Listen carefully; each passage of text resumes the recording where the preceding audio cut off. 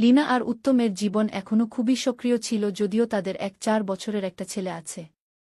দুজনের মধ্যে লীনা একটু বেশি কামাতুর ছিল। উত্তম নিজের 100 লাগিয়ে দিত ওকে তৃপ্ত করার জন্য। ইদানিং লীনা খুব কমপ্লেইন করছে যে উত্তম কেন ভালো করে না ওকে। রোজ রোজ এমনটা শুনে উত্তমের রাগ হতো। এর চেয়ে বেশি আর কি দিতে পারবে। যত দিন যাচ্ছিল উত্তম আরও অতিষ্ঠ হয়ে উঠল। ওর বরং রাগ হতো মাঝে মাঝে এমন একটা বউ পাওয়ায়। অক্টোবর তখন পুজোর দিন। উত্তম আর লীনা ওদের গ্রামের বাড়িতে বেড়াতে গেল। অষ্টমীর দিন সন্ধ্যায় লীনা একটা দারুণ শিফন শাড়ি পরে বেরোল। ওদের বাড়ির লোকজনরাও ছিল সাথে। বেশ কিছুক্ষণ পূজায় ঘুরতে ঘুরতে উত্তমের হঠাৎ অনুভূতি হল যেন শান্তনু তখন থেকেই লীনাকে নিরীক্ষণ করে যাচ্ছে। শান্তনু উত্তমের পিস্তুত ভাই। বয়সে ওর থেকে প্রায় 8 বছরের ছোট। গত বছরই বিয়ে হল ওর। উত্তম পুজোয় ঘুরার বাকি পুরোটা সময় শান্তনুর উপর নজর রাখল এবং শান্তনুর হাবভাব ওই রকমই ছিল। উত্তমের খুব রাগ হচ্ছিল, কিন্তু ওকে সোজাসাপটা মোকাবিলা করতে পারছিল না, কারণ হয়তো শান্তনুর এমন কোনো অভিপ্রায় নেই। আর এটা সম্পূর্ণভাবে উত্তমের মনস্তাত্ত্বিক ভ্রম।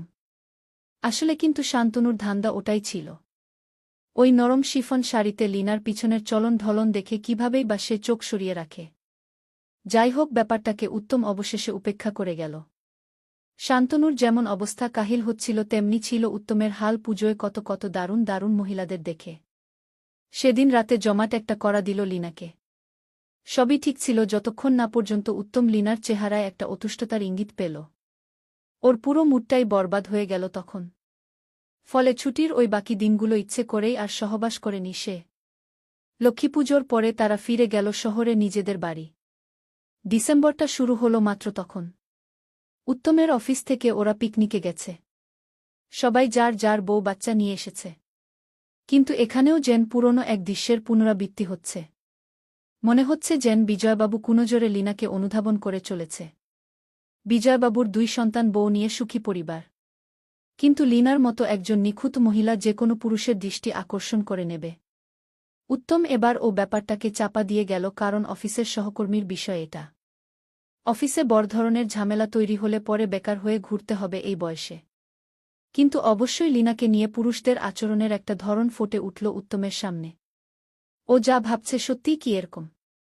ও এটা পরীক্ষা করে দেখার নিশ্চয় করল। নিজের বন্ধু কার্তিক আর নন্দুকে বাড়িতে ঘন ঘন নিয়ে আসতে লাগল এবং তাদের আচরণ লক্ষ্য করে যেতে লাগল লীনাকে নিয়ে।